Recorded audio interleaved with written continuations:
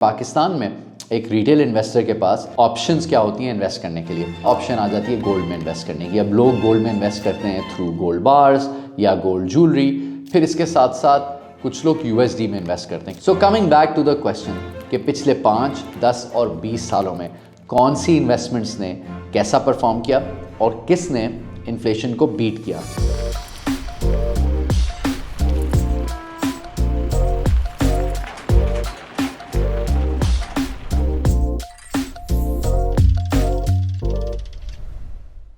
Welcome to Pakistan and counting. मेरा नाम जुनैद इकबाल है and thank you for your continued support.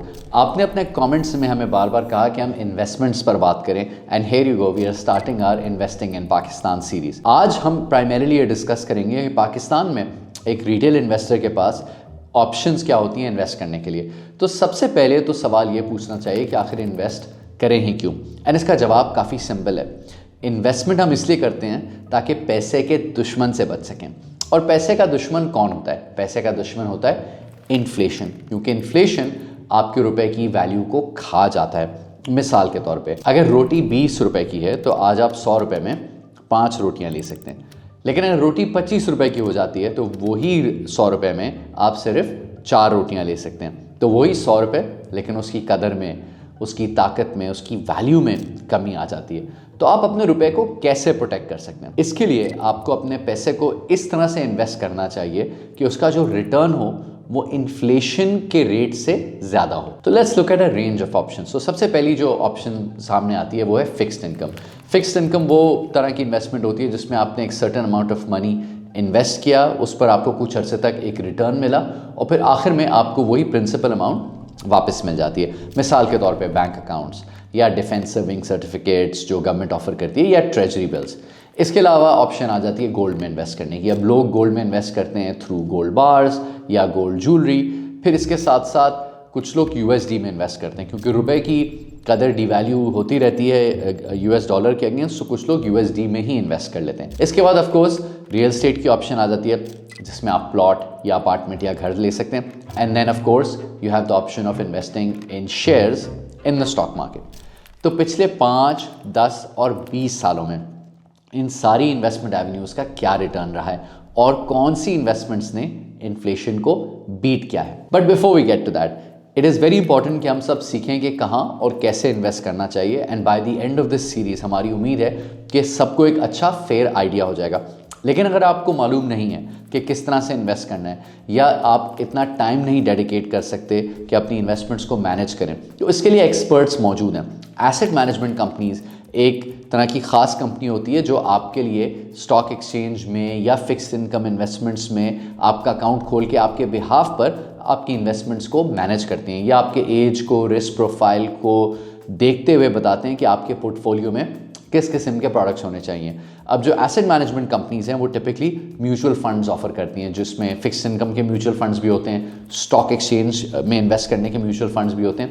MCB funds एक leading asset management company है। इनके 30 से ज़्यादा फंड्स हैं जिसमें 3 तो पर्टिकुलरली एक्विटी यानी कि स्टॉक एक्सचेंज रिलेटेड फंड्स हैं। एंड ये आपको एक पूरी रेंज ऑफ ऑप्शंस देते हैं और आपके रिस्क के हिसाब से, आपकी एज के हिसाब से बताते हैं कि आपके लिए क्या इन्वेस्टमेंट का मिक्स बेस्ट होगा। इनकी जो ऐप है I save by MCB funds, वो एक अमेजिंग ऐप है और ये ऐप आपका जो पूरा इन्वेस्टमेंट जर्नी है उसको end to end digitally run करती है और इसमें आप 500 रुपये से अपनी इन्वेस्टमेंट का आगाज़ कर सकते हैं। डिटेल्स डिस्क्रिप्शन में मौजूद हैं। Thank you MCB funds for supporting Pakistan and counting. So coming back to the question कि पिछले 5, 10 और 20 सालों में कौन सी इन्वेस्टमेंट्स ने कैसा परफॉर्म किया और किसने इन्फ्लेशन को बीट किया। तो 5 साल पे जब हम देखते हैं तो बैंक्स के डिपॉजिट्स के रिटर्न 12.3% रहे हैं, treasury bills about 13.9, defence certificates 11.5, gold has out performed everyone जिसमें 26.30% का ऑन एवरेज हर साल इजाफा हुआ है,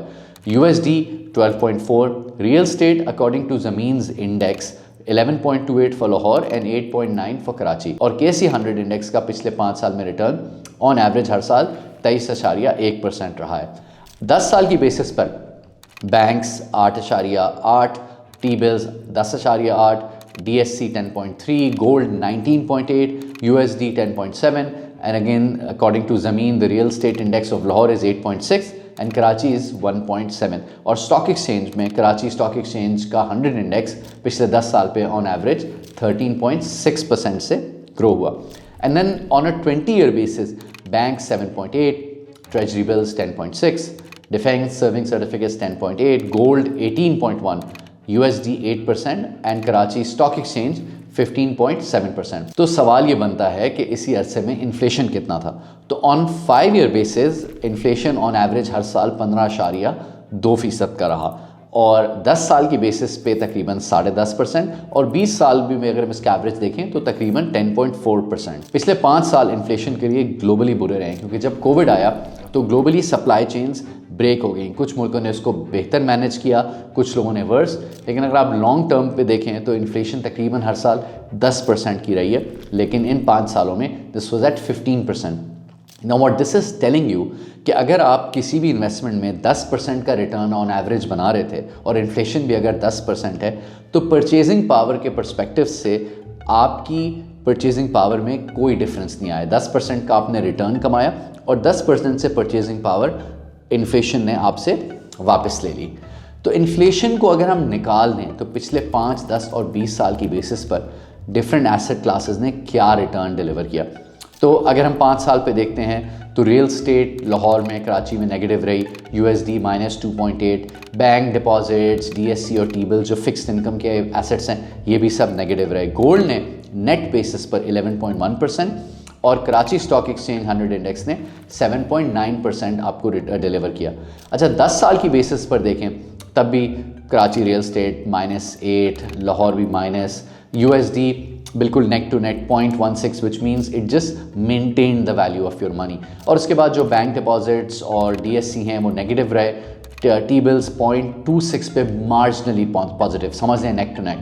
एंड गोल्ड ने आउट परफॉर्म किया 9.26% positive and KC 100 at 3% positive.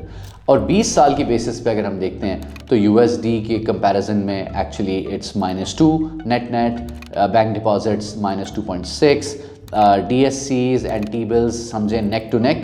20 साल में अगर आपने इनमें इन्वेस्ट किया हुआ था कंसिस्टेंटली तो समझें आपके रुपए की वैल्यू मेंटेन हो गई।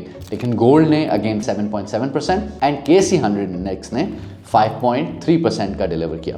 सो कुछ चीज़ें तो पहले क्लियर हो गई कि जनरली स्पीकिंग जो आपके फिक्स्ड इनकम के प्रोडक्ट्स हैं, DSC या बैंक के डिपॉजिट्स या ट्रेजरी बिल्स, ये ओवर टाइम इन्फ्लेशन को बीट नहीं करते।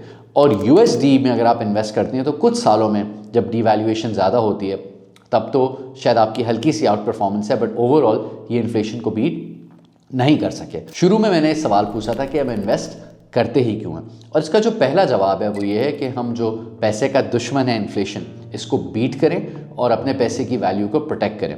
लेकिन जो दूसरा और शायद बहुत ज़्यादा इंपॉर्टेंट जवाब है वो ये है कि लॉन्ग टर्म में हमें वेल्थ क्रिएशन करनी है, हमें अपने पैसे की वैल्यू को बढ़ाना है।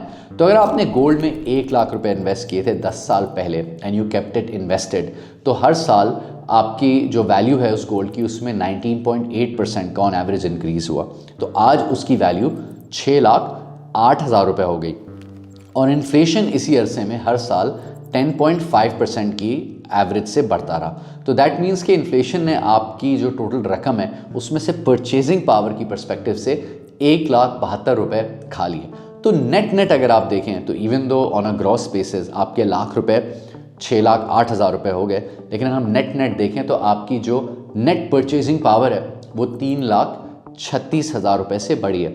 ना ऑफकोर्स पिछले 20 साल में गोल्ड की प्राइसेस अनप्रेसिडेंटेड बढ़ी हैं। उसकी वजह यह भी है कि ग्लोबली एक पॉलिटिकल अनसर्टेनिटी रही है। Now let's look at the stock market. अगर 10 साल पहले आपने 1 लाख रुपए स्टॉक एक्सचेंज में इन्वेस्ट किए थे तो ऑन एवरेज वो 13.6% की एवरेज से ग्रो करते रहे पैसे, और वो लाख रुपए आज 3,57,000 रुपये हो गए। इन्फ्लेशन ने अगेन 10.5% की एवरेज से 1,72,000 रुपये की नेट परचेसिंग वैल्यू उसमें से खा ली। तो नेट आपकी जो रुपए की कदर में ट्रूली इजाफा हुआ है वो 85,525 रुपये का हुआ है। And this is despite the fact कि पाकिस्तान में इतनी पॉलिटिकल अनसर्टिनिटी रही पिछले 10 साल में, फिर भी स्टॉक एक्सचेंज ने पॉजिटिव रिटर्न्स डिलीवर किए। So now you must be thinking कि स्टॉक एक्सचेंज चलती कैसे है, या स्टॉक्स में या गोल्ड में किस तरह से इन्वेस्ट किया जाता है, या पोर्टफोलियो कैसे बनाया जाता है। ये सब हम डिस्कस करेंगे आने वाली वीडियोज़ में। थैंक यू एंड खुदा हाफिज़। और जाते हुए एक सवाल, क्या आप रेगुलरली स्टॉक मार्केट या किसी और एवेन्यू में इन्वेस्ट करते हैं? एंड इफ़ यस, कौन सी इन्वेस्टमेंट आपके लिए बेस्ट परफॉर्मिंग रही है? जवाब कमेंट्स में ज़रूर दें and don't forget to subscribe Pakistan and counting.